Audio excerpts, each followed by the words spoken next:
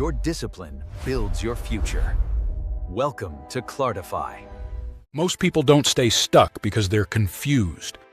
They stay stuck because they understand too much. They understand their patterns. They understand their habits. They understand their past. They understand what's wrong. And yet, nothing changes. This video is about that contradiction. In the first part, you'll see why awareness, the thing you're most proud of, can quietly become a trap. How understanding your life can replace actually changing it. How feeling aware can keep you frozen without pain. Then we'll talk about something most people get wrong. Why you're not lazy. Why what feels like weakness is actually mental overload. How carrying too much, mentally and emotionally, can shut action down while making you blame yourself for it. But even when awareness is clear, even when overload eases, there's still a moment where you don't move. That's where most people get stuck forever. So in the third part, you'll understand the freeze. Why you hesitate right when it's time to act. Why clarity doesn't help here. And why change threatens identity more than it threatens comfort. Then comes the most frustrating part. You try, you change, you make progress, and then you snap back.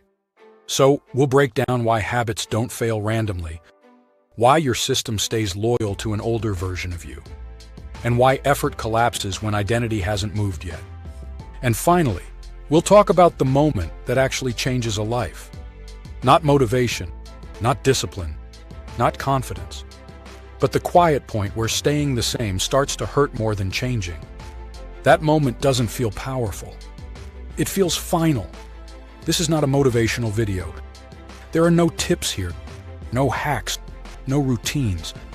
This is a psychological journey designed to show you why nothing has changed, even though you know everything. Watch it slowly. Don't skip. And if something here feels uncomfortable, that's not resistance. That's recognition. Let's begin.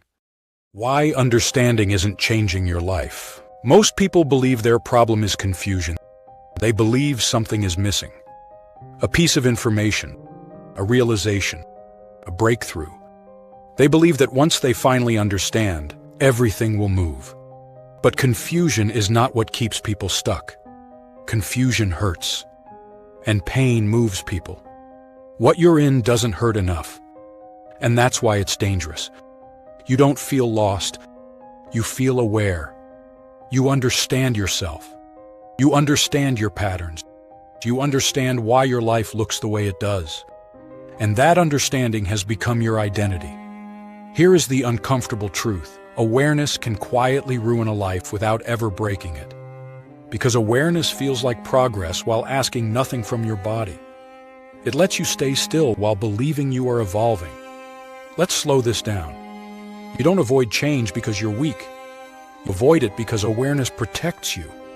When you understand something, you step above it. You become the observer. And the observer is safe.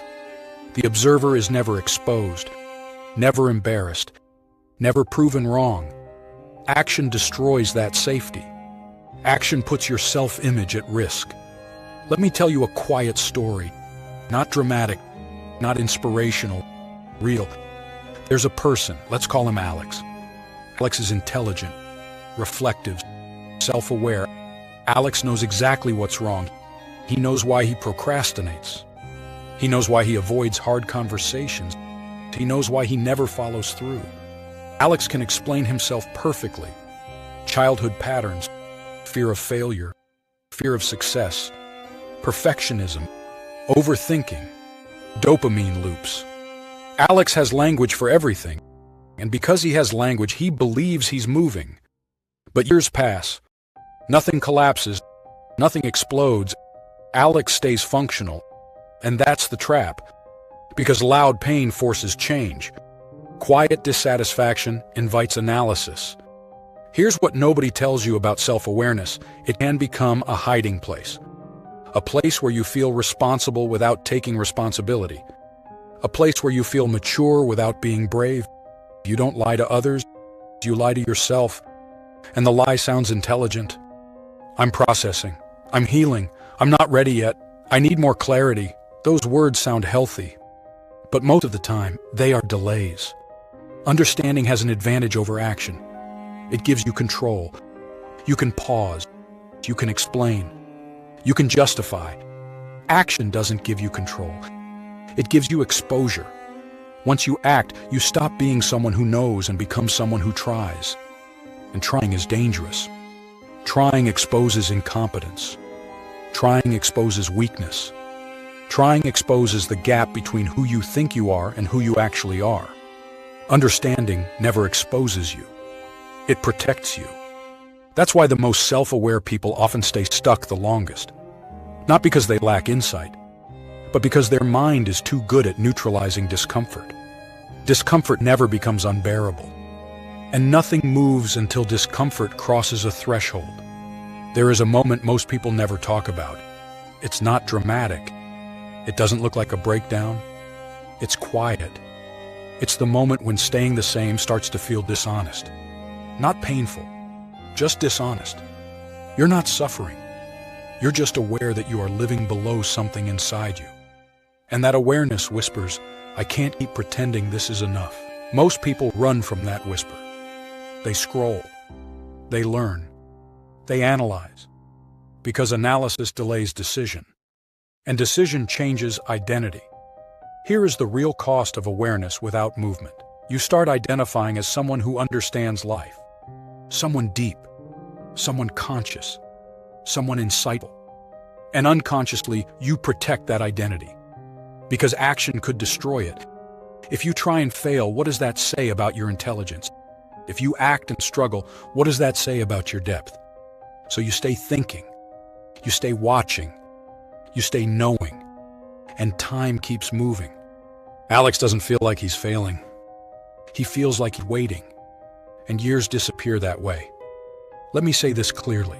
Your life will not change because you finally understand yourself. Your life changes when your nervous system decides that staying the same is no longer safe. Understanding speaks to the mind. Change speaks to the body. And the body does not move for insight. It moves for urgency. This is why people stay stuck for 10 years and then change in a month. Nothing new was learned. Something became intolerable. A threshold was crossed. Not consciously, physiologically. Here's the question most people avoid. What if the part of you that you're most proud of, your awareness, your insight, your depth, is the exact thing keeping your life frozen? Sit with that. This series is not here to comfort you. Comfort keeps you where you are. This series is here to confront you, because awareness is not progress. It's only the doorway. And most people never walk through it. In the next chapter, we're going to destroy one of the most damaging lies self-aware people believe about themselves. The lie of laziness. Because most people who think they're lazy are not lazy at all. They're overloaded. Mentally, emotionally, nervously. And overload creates paralysis that looks exactly like weakness. That's chapter 2. For now, don't rush. Don't look for solutions. Just notice this. If understanding was enough, your life would already look different. Why overload looks exactly like weakness. Most people don't hate themselves because they fail. They hate themselves because they believe they should be doing more. They call themselves lazy, undisciplined, weak. And that belief quietly destroys them. Because it's wrong. You are not lazy. Laziness is rare. What most people are experiencing is overload. Mental overload. Emotional overload. Nervous system overload. And overload does one thing extremely well. It shuts movement down while making you blame yourself for it. Let's get something clear. When a system is overloaded, it doesn't speed up. It freezes. Not because it wants to, but because it has to. Your brain is not designed to handle infinite input. And right now, you are drowning in it. Think about your average day. Notifications, messages, news, content, expectations, unfinished tasks, unmade decisions. Your mind never rests. Not because you don't want peace, but because you don't know what deserves your attention anymore. And when everything feels important, nothing gets done. Here's the mistake people make. They look at their lack of action and assume a lack of discipline. But discipline doesn't disappear randomly. It collapses under weight. You don't lose discipline the way you lose motivation. You lose it the way a muscle fails when it's asked to lift too much for too long. That's not weakness. That's physics. Let me tell you what overload actually feels like. It doesn't feel dramatic. It feels foggy. You wake up tired even when you slept. You sit down to work, but your mind refuses to land. You start things, then abandon them. Not because you don't care, but because everything inside you feels heavy. And that heaviness kills initiative. Here's the cruel part. From the outside, overload looks exactly like laziness. You delay, you avoid, you scroll, you shut down. And because no one sees the pressure inside you, you assume it's a character flaw. So you attack yourself. You push harder. You shame yourself. You demand more. And the system collapses even further. This is where most self-improvement fails. It treats exhaustion like a motivation problem.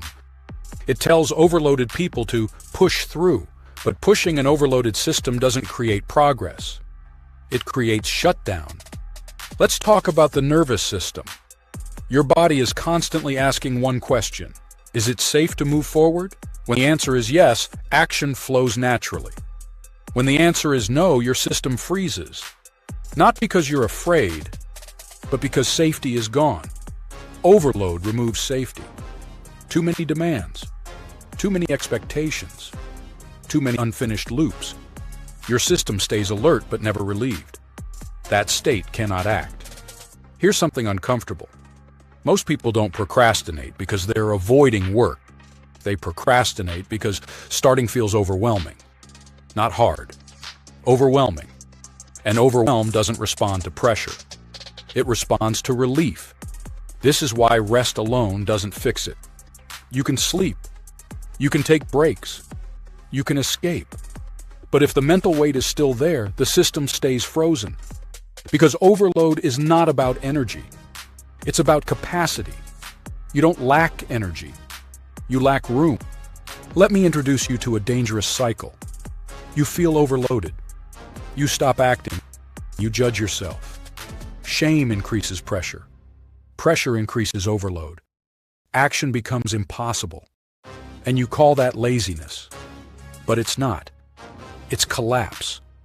And collapse feels humiliating when you don't understand it. Here's why self-aware people suffer more here. Because you know better. You know what you should be doing. You know the strategies. You know the theory. And that knowledge becomes another weight.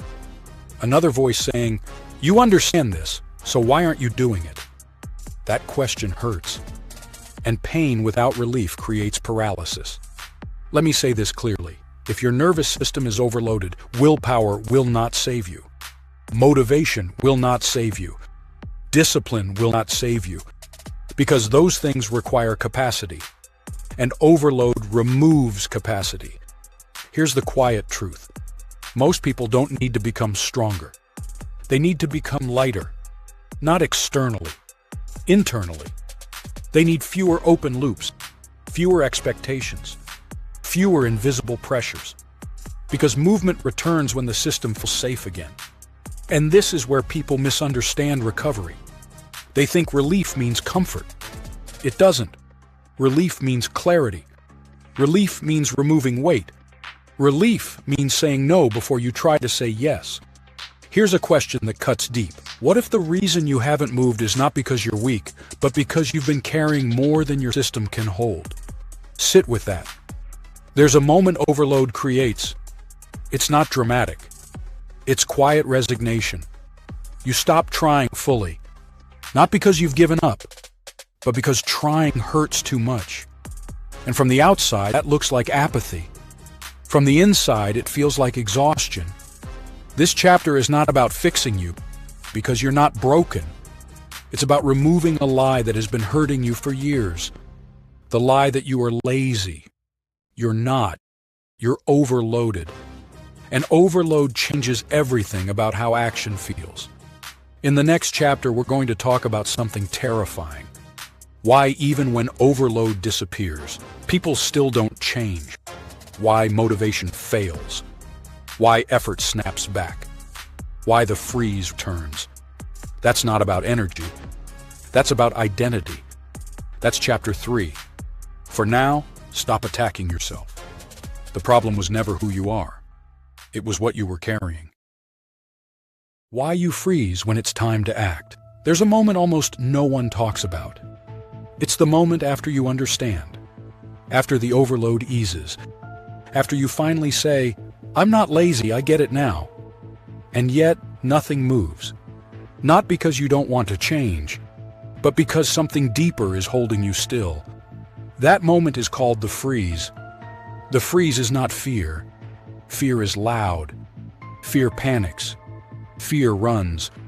The freeze is quiet. It doesn't scream. It doesn't resist. It just stops. Most people think they freeze because they're afraid to fail. That's not true. Failure hurts, and pain moves people. The freeze comes from something else. It comes from identity conflict. Let me explain this carefully. Every human being lives inside an identity. Not a label, not a personality test. An internal image of, this is who I am. This is what people expect from me. This is what I'm capable of. And that identity feels stable, safe, predictable. Now here's the problem. Real change doesn't just add behaviors. It threatens identity. It asks you to step into a version of yourself that hasn't been tested yet. And your nervous system hates untested identities. Because untested identities are dangerous. They could fail. They could collapse. They could expose you. So when it's time to act, your system asks a silent question. If I move forward, who do I become? And if the answer is unclear, the system freezes. Not because you're scared, but because the map disappears. This is why understanding doesn't help here. Understanding explains the past. The freeze is about the future.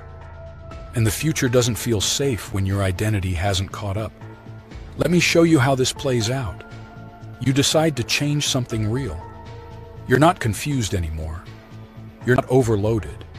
You're clear. And suddenly, you hesitate. You delay. You overthink. You look for the right time. From the outside, it looks like procrastination. From the inside, it feels like standing on the edge of something with no ground visible. That's the freeze. Here's the brutal truth. Your system would rather keep a painful identity than risk an unfamiliar one. Because familiar pain feels safer than unfamiliar effort, even if the unfamiliar effort leads to a better life. This is why people snap back. They change for a week, a month, sometimes longer. But eventually, they return. Not because they're weak, but because the old identity pulls them back, like gravity. Let's talk about that pull. Identity has momentum. It's built from repetition, memory, and proof. Every time you act in a certain way, you reinforce who you believe you are. So when you try to act differently, your system panics. Not consciously, physiologically. It says, "This isn't you," and the freeze appears. This is where motivation dies. Motivation is an emotional spike. Identity is a gravitational field. Spikes fade. Gravity stays. That's why motivation never lasts. Not because motivation is useless, but because it cannot overpower identity. Here's something deeply uncomfortable. The freeze often appears right before real change. Not at the beginning, at the edge, when you're close enough that your identity feels threatened. So your system stops you. This is why people sabotage themselves. Not because they want to fail, but because success would require becoming someone unfamiliar. And unfamiliar feels unsafe. Let me say this clearly. You are not frozen because you don't know what to do. You are frozen because doing it would force you to let go of who you've been. And letting go of identity feels like death to the nervous system. Even when the identity is painful. There's a dangerous misunderstanding here. People think confidence comes first. It doesn't. Confidence comes after repetition, But repetition requires action, and action requires tolerating the freeze, not eliminating it. This is the part most people miss. The freeze is not a signal to stop. It's a signal that identity is shifting. But most people interpret it as, this means I'm not ready, so they retreat. They wait. They fall back into familiarity, and the identity stays intact. Let me ask you something hard. What version of you would have to die for your life to actually change? Sit with that. Change doesn't start when fear disappears. It starts when you move while the freeze is still there. Not violently, not dramatically, but deliberately. And this is why willpower alone doesn't work. Because the freeze is not a decision problem. It's an identity transition. And transitions feel unstable by nature. Here's the quiet shift that actually works. You don't try to become someone new. You act like them briefly, just long enough to give your system proof. Proof creates safety. Safety allows repetition. Repetition reshapes identity, not the other way around. Most people never do this. They wait to feel like the new version. But feeling follows doing, not the reverse. So they wait forever and call it caution. Let me leave you with this. If you're frozen right now, that doesn't mean you're broken. It means you're standing at the edge of an identity you haven't inhabited yet. And edges are uncomfortable. But they are also where lives change. In the next chapter, we're going to confront something even deeper. Why habits snap back, why effort collapses, why progress resets. That's not about action. That's about who your system is loyal to. That's chapter 4. For now, don't fight the freeze. Recognize it. Because the freeze doesn't mean stop. It means something old is losing control. Why your habits always return to the same place. There is something deeply frustrating about trying to change and ending up exactly where you started. You make progress. You feel different. You act differently. And then something pulls you back. Not suddenly. Not dramatically. Quietly. And when it happens, you don't feel shocked. You feel familiar. That's the snapback. Most people believe habits fail because motivation fades. That discipline disappears. That willpower runs out. That's not the real reason. Habits don't snap back because you lack effort. They snap back because your system is loyal to an older version of you. Let's talk about loyalty. Your nervous system doesn't care about your goals. It doesn't care about growth. It doesn't care about your potential. It cares about familiarity. Familiar equals safe. Unfamiliar equals threat. Even if the familiar version of you is unhappy. Even if it's limiting. This is why habits return. Because habits are not behaviors. They are expressions of identity. And identity is protected at all costs. You can change what you do for a while. But if who you are stays the same, your system will correct the deviation. Like a rubber band. Pull it forward and it snaps back. Not to punish you, to protect you. Let me show you how this happens. You start waking up earlier, eating better, focusing more. And internally something whispers, this isn't you. Not in words, in feeling. You feel tense, unsettled, out of place, like you're wearing clothes that don't fit yet. So your system looks for relief, not consciously, physiologically. And relief lives in familiarity. Old habits, old routines, old comforts. And when you return to them, your body relaxes. That relief teaches your system something dangerous. This is home. This is why effort collapses. Not because effort is unsustainable, but because identity pulls harder than intention.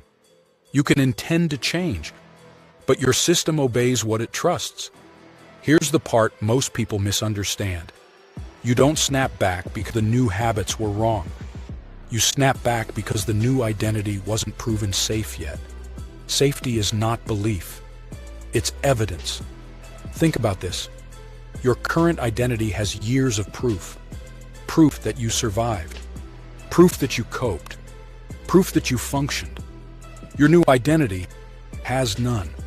No history, no repetitions, no safety signals. So when pressure appears, your system retreats. This is why pressure kills progress. Not because pressure is bad, but because pressure activates loyalty. And loyalty brings you home, even when home is uncomfortable. Let me say something clearly. You do not fail at habits. Habits fail to outgrow your identity. And identity only changes when the system experiences consistency without danger. Not intensity, consistency. This is where most people sabotage themselves. They try to change too much, too fast. They stack habits. They raise standards. They demand transformation. And the system panics. Because panic means danger. And danger means retreat. Real change is quieter than you think. It doesn't feel empowering at first. It feels awkward, unnatural, almost wrong. And that's the sign. The mistake people make is waiting to feel aligned. But alignment comes later. First comes tolerance. Can your system tolerate being slightly different without retreating? This is the shift. You don't fight the snapback. You outlast it. You stay consistent long enough that familiarity begins to move. Not overnight, not dramatically, but slowly. Here's the rule your system follows. What repeats without danger becomes safe. What becomes safe becomes identity. And identity reshapes behavior, not the reverse. Most people never reach this point. They quit right before familiarity shifts. They interpret discomfort as failure, when it's actually transition. And transition is always uncomfortable. Let me ask you something real. What keeps pulling you back is not weakness, it's loyalty. So the question is not, how do I force myself forward? The question is, how do I slowly change what my system is loyal to? Sit with that. This chapter isn't about pushing harder. It's about staying long enough. Long enough that the old identity loses authority. Not because you fought it, but because you replaced it. In the next chapter, we're going to talk about the final shift. The moment change actually begins. Not with motivation, not with discipline, but with a quiet internal decision that cannot be undone.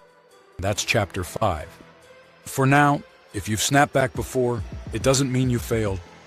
It means you left before familiarity moved. When staying the same finally hurts more than change, there is a moment that ends everything.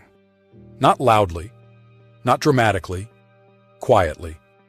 It doesn't look like motivation. It doesn't feel like confidence. It feels like finality. Most people never reach this moment. Not because it's rare, but because it's uncomfortable. Up until now, you could explain everything. Why you are the way you are. Why change is hard. Why habits snap back. Why the freeze appears. An understanding gave you something important, an excuse to wait. But this moment doesn't ask for explanations.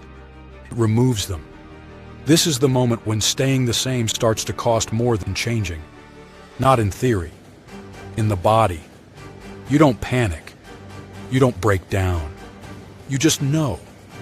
I can't keep living like this. Not because life is unbearable, but because it feels dishonest. You feel the gap between who you are living as and who you know you are not honoring. And that gap becomes heavy. Heavier than fear. This is not motivation. Motivation wants to improve. This is something else. This is closure. The closing of an internal argument you've been having for years. No more debates. No more planning. No more waiting. Here's what people misunderstand. This moment does not make you feel powerful. It makes you feel calm. Calm in a serious way. Like something inside you has stopped negotiating. Up until now, your system was asking, is change safe? In this moment, it asks a different question. Is staying the same survivable? And when the answer becomes no, movement begins. This is why real change feels irreversible. Not because you suddenly become disciplined, but because going back no longer feels like relief. It feels like betrayal. And your system cannot unsee that. Let me say something clearly. This moment cannot be forced. It cannot be hyped. It cannot be manufactured. But it can be recognized. And recognition is everything. Here's how you know you're close.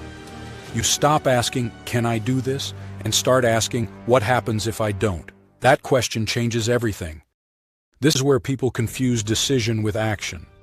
Decision comes first, quietly, internally. Action follows later, naturally. If you skip the decision, action collapses. If the decision is real, action becomes inevitable. This is why discipline suddenly appears. Not because you trained it, but because resistance disappears. There's nothing left to argue with. Let's talk about the final illusion. People think change begins when you add something new. It doesn't. Change begins when you stop lying to yourself about what is no longer acceptable. That honesty is brutal, but it's also freeing. Here's the truth nobody tells you.